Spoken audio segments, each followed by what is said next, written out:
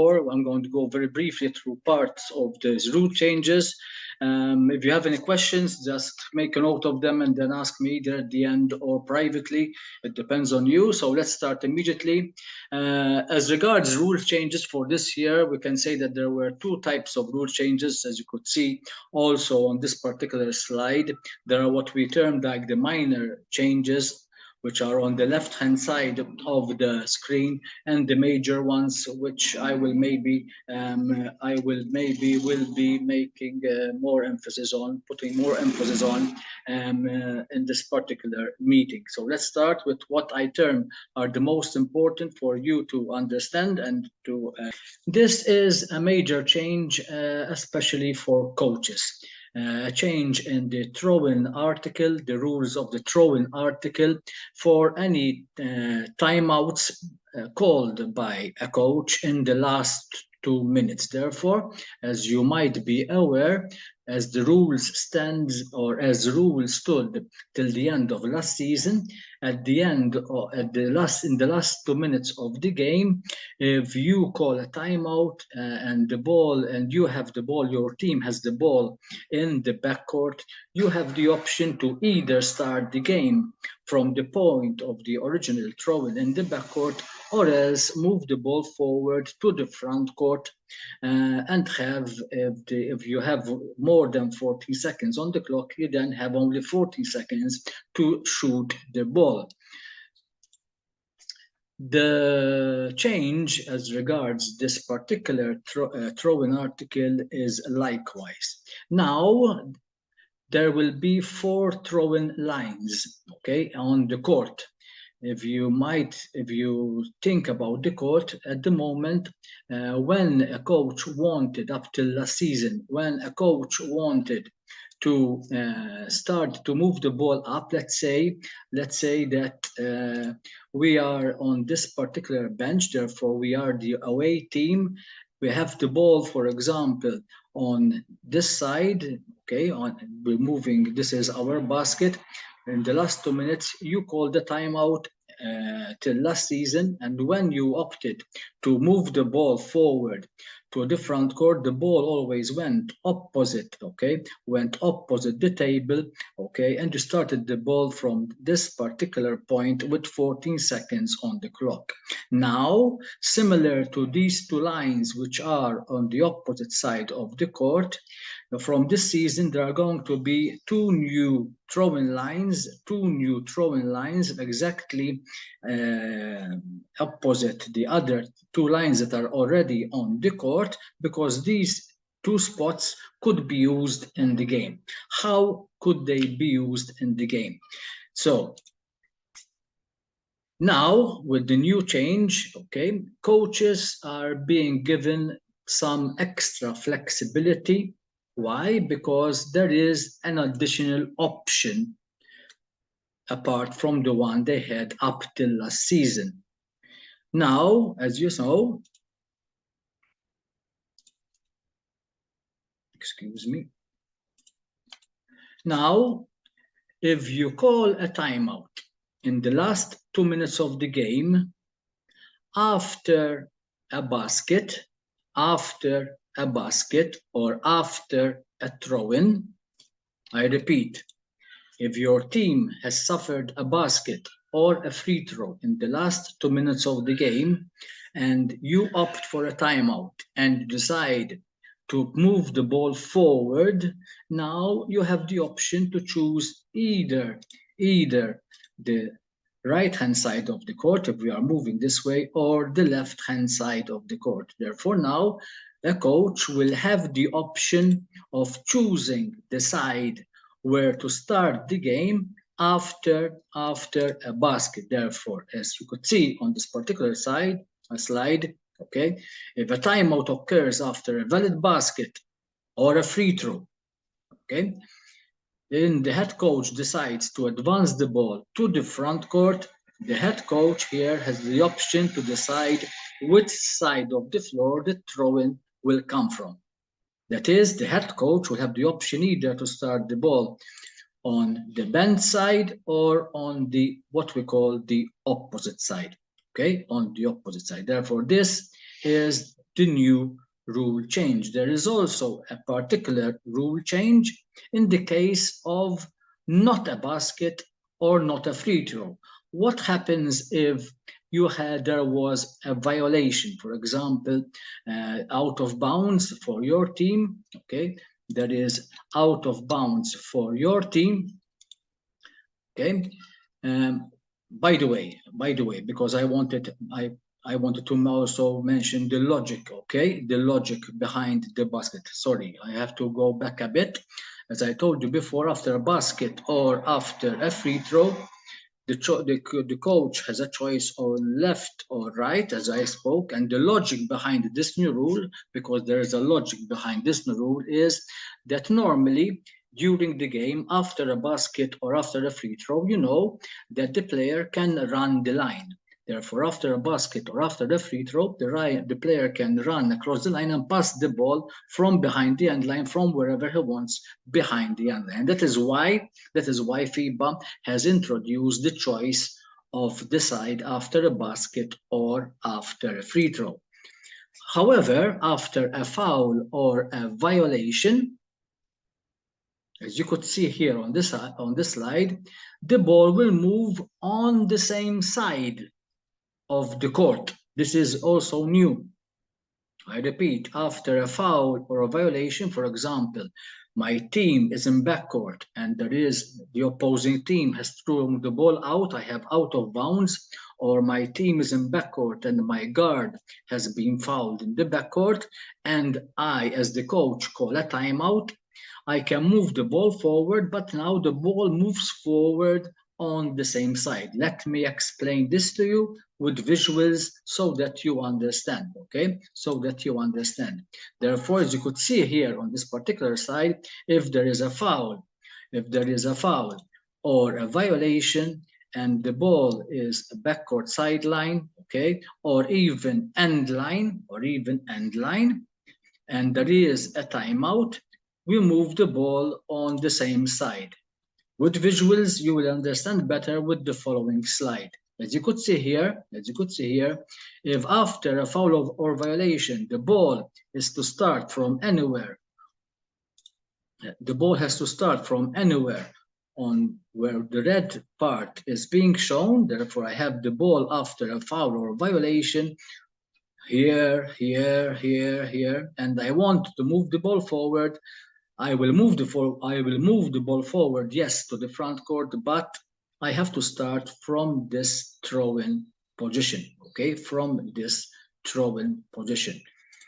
Moving on, okay, therefore, this is another depiction of what I have just explained. Therefore, after a foul or violation, if the ball is to be inbounded from anywhere here, I will move to the throw-in position on the opposite side of the scorer's table. If on the other hand, the foul or violation, I have the ball on that out of bounds anywhere here on this part of the court, and I want to move forward, the coach has no option which side, but you have to move to the bench side throw-in. Therefore, these are the changes as regards the throw-in. To refresh, this is another slide showing what I have just explained, whereby if the ball is to start on this side and I want to move the ball forward in the last 2 minutes, the coach opts for a front court throw and you have to start from this position. Therefore, to refresh, after a basket or a free throw, as a coach, you have the choice either to start the ball on the opposite side or on the bench side. After a foul or violation, you still have the choice to go to the front court, but the front court position depends on where the original out of bounds had to start. If it was on this side of the court, we have to start on the table side. If it is on the opposite side of the court, we have to start on the opposite side. Especially for referees, but also for coaches and players and whoever here is in the meeting, as regards an unsportsmanlike foul or a disqualifying foul, the game has got to start as it was till last season, which means that after an unsportsmanlike foul or a disqualifying foul, after the 2 free throws, we always start the game from the throwing side opposite the scorer's table. That is, as it was before there is no rule change. For sure, especially for the referees, now in the last 2 minutes, it is critical that referees keep focus, possibly also helped by the table officials, because in the last 2 minutes, if there is a timeout, the referees must make sure that they are focused to identify where the backcourt throwing location was before the timeout was called, because if the head coach is going to call and move the ball forward to the front court, the referees must remember where the throw-in had to be, and they have to move the ball according to the side where the original throw-in was before the timeout. I hope I am clear with this. This is a scenario of the court as is going to be as from this coming week. If you when Starlights are playing this coming week, these are the 2 new throw-in lines, small throw-in lines that are added now on the court. They're opposite the original throw-in lines. Now there are these 2 new lines there on the court. This was the first major change, okay, which can make a difference in the last 2 minutes. Some of you might say it's not much of a big difference. Yes, it is a big difference because coaches might have, for example, guards and dribblers that are left-handed and not right-handed. They can have post plays where post players are more comfortable to play on table side and not on the opposite side, or they can have preferences to play for outside shooters off a screen on the opposite side and not on the table side. These are all differences that can make a big difference in the last 2 minutes for coaches, especially if we have quality basketball being played. The second change, not much of a big difference, but now it is more clear. It deals with the concept of basket interference. On the rule of goaltending and basketball interference, here, this is the old rule as it was till the end of last season. Until the end of last season, the rule stated a player causes the basket to vibrate or grasps the basket in such a way that in the judgment of the referee, the ball has been prevented from entering the basket or has been caused to enter the basket. This was a case of goaltending or basket interference. Now the new rule has been changed editorially, some text. Now the rule states that interference occurs when a player causes the basket to vibrate or grasps the basket, the ring on the net, grasping, not touching, grasping, in such a way that causes the ball to take an unnatural bounce or change direction. Thus, the ball is prevented from entering the basket or is caused to enter the basket. The main change here, for those of you who still have not understood what the change basically is, the main change is that now there's no change for the actual rule in itself, but there was a textual change. Okay, so now the new language makes it clear that the action to vibrate the basket must cause the ball to take some unnatural bounce or change direction. What do I mean by this? We could have instances, and this happened even locally last year, where there is a shot, a defending player jumps and hits the backboard, the board vibrates, but the shot by the player clearly was going to miss the basket. In that case, there is no basket interference, okay? There is no basket interference. Before, it was more judgmental and there was more possibility of maybe errors by the referees because they see the backboard vibrate and immediately they call interference. Now the interference only has to be called when a vibration, if you slap on the board or you grasp the ring or you grasp the net, these actions cause the ball to take an unnatural bounce or prevent it from entering the basket. Therefore, the key here is that there must be a clear impact on the ball because of the vibration of the basket. Okay, let me make it clear. The violation, interference, is not for causing the basket to vibrate. The violation is for causing the ball to change direction or prevent it from entering into the basket. Therefore, that is the main idea behind this particular change. A small change is regarding game disqualifications. Game disqualifications means when players are disqualified with two unsportsmanlike fouls or two technical fouls or a combination of both or the coach.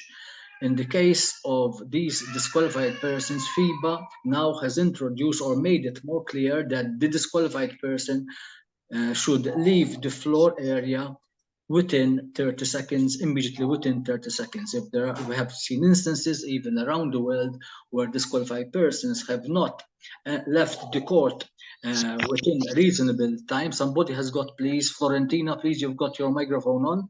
Please close the microphone.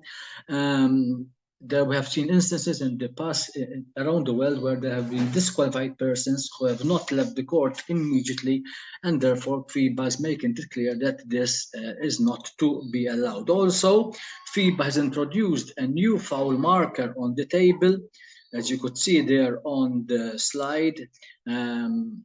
Apart from the foul markers, unfortunately here in Malta, we don't use, I would wish that we use, but we don't use the foul markers when there are player fouls. Now there should be a new foul marker, GD, for game disqualification, red with white letters, and this marker should only be used in the case of a game disqualification, not a player with 5 fouls. No, 5 fouls are 5 fouls, but a game disqualification through, as I said before, a combination, a player with 2 technical fouls, or 2 unsportsmanlike fouls, or a combination of both, or a coach with 2 personal technical fouls as C for the coach, or combined technical fouls with a bench technical foul. Therefore, this marker should be used only in these situations when there is a game disqualification, whereby the table notifies the referee and the teams that there is a game disqualification. Further on, for the referees especially, but also for everybody to understand also certain things that happen on the court, there is now a new official signal which is going to be used by referees, which is the pass-off signal. What is this pass-off signal? This is for the situation for when a player is fouled in the act of shooting, but then instead of shooting after the foul, the player passes the ball rather than shooting the ball. And by rule, we know that this means that the foul now is no longer considered to be in the act of shooting, but is a foul where the the game will continue with a throw-in. The new signal now will be used at the point of the foul by the referee to clarify that this is a pass-off situation. We know, and even me personally, we know I have used this also unofficially. We know that referees have been using the signal unofficially, but now it is an official signal. Therefore, as you could see on this particular slide, this has been introduced when there is a player in the act of shooting and then passes the ball instead of shooting it, and the signal is this, as you could see on the slide right now, whereby the referee makes the indication of a pass using straight arms, okay, to the side. Therefore, to recapitulate, okay, The reason for the change is that to make it clear for the referee, to make it clear that this is not an act of shooting, and to make it clear, the protocol now in the case of a foul in the act of shooting could be firstly, of course, the referee calls the foul. If it is a foul in the act of shooting, the referee is going to indicate a foul and the number of shots, 2 or 3 shots. If it is a clear not act of shooting, the referee will call a foul followed by on the floor signal. If there is a pass off, the referee will call a foul and then use the new pass off signal, okay, the new pass off signal. Moving forward, okay, this is very important for everybody. This is maybe, for me, this is maybe the major change in the rules, and this is important that one understands this. This is that the fake a foul warning, the change in the fake a foul warning. Now, as from this season, now we can have, as you could see on the slide, both a foul or a violation as well as a fake add on the same play. As we know, 7 years ago, FIBA introduced the fake a foul warning, and this has been quite successful, okay, in eliminating also some fake foul situations. The protocol has always been that up till now, up till last season, the protocol has always been that if we call a foul on the play, we cannot have a warning for a fake.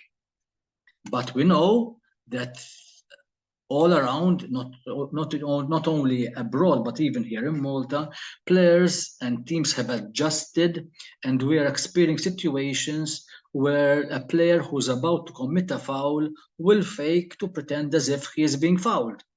Or a player who is about to be fouled tries to exaggerate the contact, for example, on his arm.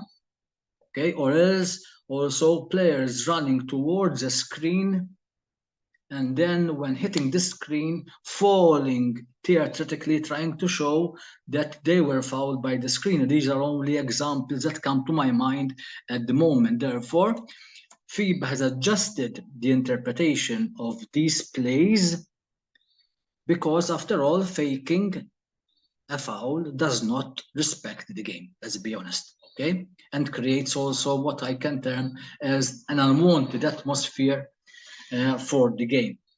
And this new rule now, and I believe, is intended to protect the fairness and the image of the game by trying to eliminate situations where there are fakes. So now we can have both a foul or a violation and a fake, a foul warning on the same play. I will give you some examples in the coming minutes. Okay. Remember that somebody please has got his microphone on. Please turn it off. The fake a foul warning. Remember that the fake a foul warning. Somebody has got it. Nikki, please turn your microphone off. Nikki, please turn your microphone off. Wait. The fake a foul warning. The fake. Nikki, please turn your microphone off. Wait.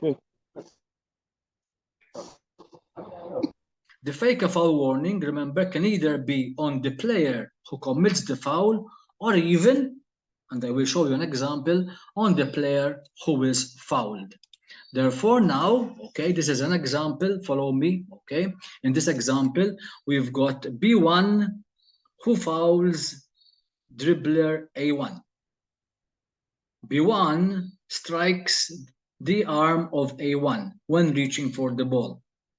But A1, when he feels the contact, A1 does a head fake, trying to exaggerate the contact, okay? A sudden move with the head when the contact is only on the arm. Till last year, we used to call a foul on B1 and maximum maybe go to A1 and talk friendly into the ear and tell him or her, hey, no theater, please. Now, these days are gone, because now, with the new rules, the referee will call a foul on B1 for his illegal contact on the arm of A1, but also the referee can issue a fake a foul warning on A1 for the head fake. And remember that if his or her team already had a warning for faking or flopping, now that would be a technical foul, okay? A technical foul against that particular team. A player can also foul and fake in the same play. A player can also foul and fake in the same play, as I explained before, okay? Therefore, here we have an example. B1 defends dribbler A1. A1, the dribbler, pushes B1 and then makes a sudden move with the head, trying to give the impression that he was fouled by B1. Therefore, now the referee calls a foul on A1 for his push, the dribbler, and also can charge him with a fake warning for his head fake. If it was the team's first team warning. If it was the second fake warning, it will be a technical foul. I'm going to try and show you also an example taken from the NBA, yes, but an example of what I have just explained. Here you could see the player, okay, getting an offensive foul, James Harden here.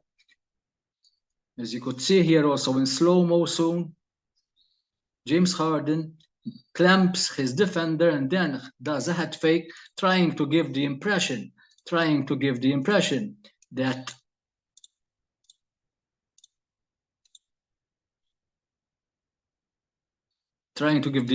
I'm trying to move slowly, okay, from here. Clamping, head fake, okay, and in this situation, James Harden will get an offensive foul for clamping his defender and also a foul warning for his head fake. If this was the second warning on the team, James Harden will get also, apart from his offensive foul, also a technical foul for flopping. So remember that now all faking to be fouled actions should be addressed with a warning, okay, regardless if there is a foul or violation called in the same play with the new rule. Okay, remember that as we saw also with the example of James Harden, a player may be charged with both a foul and a warning on any play. Okay, or the player who is fouled may also be charged with a foul warning. It can work both ways. Remember also that we still have the excessive fake, whereby the referee can also issue a technical foul without any warning for the team if the fake is excessive, like there is clearly no contact and the player flops theoretically to the ground when there was no contact. In the case of an excessive fake, there will be an immediate technical foul. There's also a change in correctable errors. There's mainly administratively, I will go very briefly through it, whereby correctable errors up till last season, for those of you who knew the rules, there were only some situations and you could only correct the error after the next dead ball. This now has been changed, okay, because FIBA has seen that there have been situations around the world, there have been fantasy baskets awarded, free throws that have not been awarded, or missing points on the score sheet that were not added, and then there were situations, unfortunate situations after the game. Now, FIBA has introduced, very briefly, two categories of correctable errors, and FIBA is also expanding the time frame to correct these correctable errors. As regards category 1, here, these are all category 1 for those of you who knew the rules as they were before.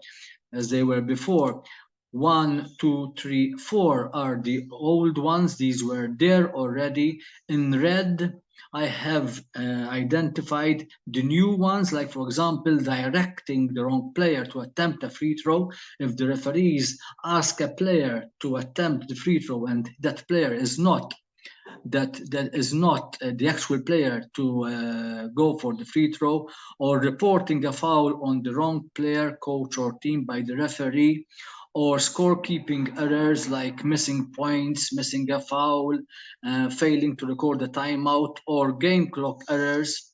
game clock errors, not shot clock, game clock errors. These are all termed as category 1. These are the new ones that I have just explained. Okay, these are the new ones. And now the correction time for these correctable errors is basically this. Therefore, if this error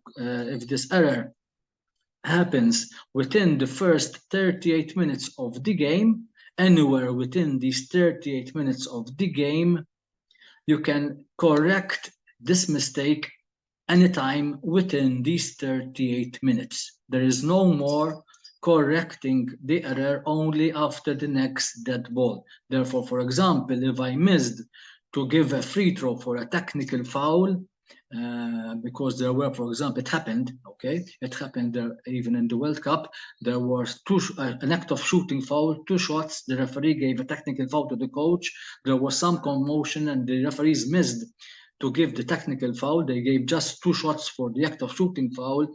In this case, that free throw could be given to the team anytime within those 38 minutes. Okay. Therefore, before we go to the last 2 minutes of the game. Therefore, these errors could be corrected within that time period. Okay. Therefore, as you could see here, okay, these category 1 errors that happen within the first 38 minutes, including the interval of play, they are correctable until we start the last 2 minutes of the game. If the error happens in the last 2 minutes of the game or throughout all the overtimes, all the full 5 minutes of the overtime, here we have to adapt the rule as it was till last season. Therefore, the error has got to almost as last season.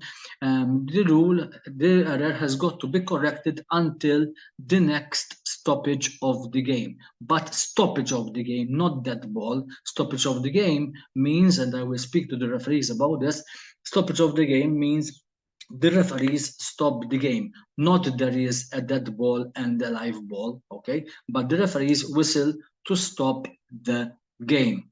Of course, there is a special circumstance where there might be an error, for example, 2 minutes 23 seconds from the end of the game.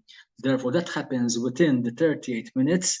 But then here FIBA allows a special circumstances whereby if there is an error close to the start of the last 2 minutes, you can still correct it until the next stoppage of the game. I'm going very quickly so that I finish this meeting, especially for those who might not want to join the second part of the meeting.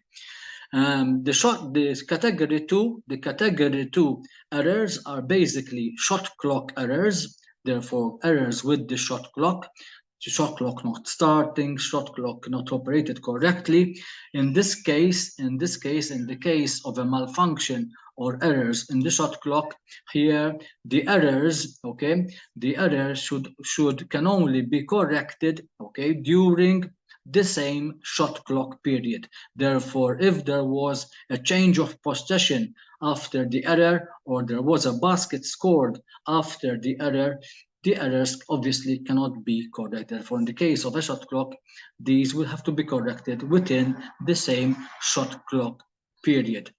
This is not a new rule in itself, but it's important that we remind ourselves, because I've seen, let's make it clear that in the case of somebody who catches the ball clearly in the air, not in continuous movement and just a split second before catching the ball. I'm not talking about these split second scenarios, but I'm talking about when it's clearly that the ball is gathered in the air. Remember that the rule always said that if you catch the ball in the air, there is no zero step, because the first step that touches the ground is not the zero step, but is the 1, is the pivot. Therefore, you're allowed, when you catch the ball in the air, a 1-2 play, okay? A 1-2 play, not a 0-1-2. Therefore, in the case of this particular video, as you could see from this particular summer, okay, here we've got the ball passed over, the player grabs in the air, okay, and then does 1, 2, 3. Therefore, if I play again here, we've got the player, okay, and let me try to move it. we've got the player catching the ball. Oh shit. Catching the ball in the air. Since he's catching the ball in the air, okay, the first step is a 1, not a 0, okay, is a 1. I'm trying to move it. Is therefore catching the ball in the air. 1, 2, 3, that is traveling, okay? If you catch the ball clearly in the air, I repeat, I'm not talking about situations where you are running in a continuous movement and you catch the ball just split second before your foot goes on the floor. No, I'm not talking about you are on the ground, but when you catch the ball clearly in the air, okay, as you could see here, clearly in the air, okay, in the situations, you are allowed only a 1 to play, not a 0, 1, 2, 3, okay, like it happens here, okay. So let's see it again, okay, let's see it again.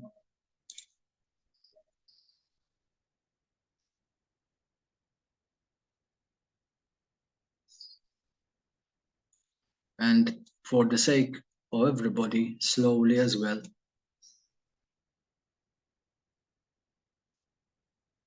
Ball in the air, a ball gathered in the air, okay. Therefore here we have only allowed, okay, 1, 2, not 1, 2, 3, okay. Had the ball been gathered, forget the ball, but had the ball, sorry about that, had the ball, I'm trying to move, had the ball been gathered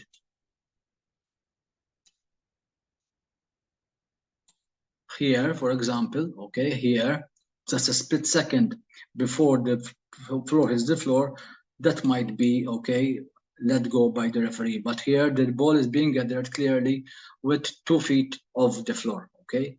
And maximum also in this situation, the right leg could also be termed that's still touching the floor in this situation, okay? But to be exact, they were both off the floor. But if we had to analyze which foot was closer, it is the left foot. The left foot is closer to the floor, therefore we can say left is 0, therefore 1, 2, 3. Okay, 1, 2, 3. Okay, I will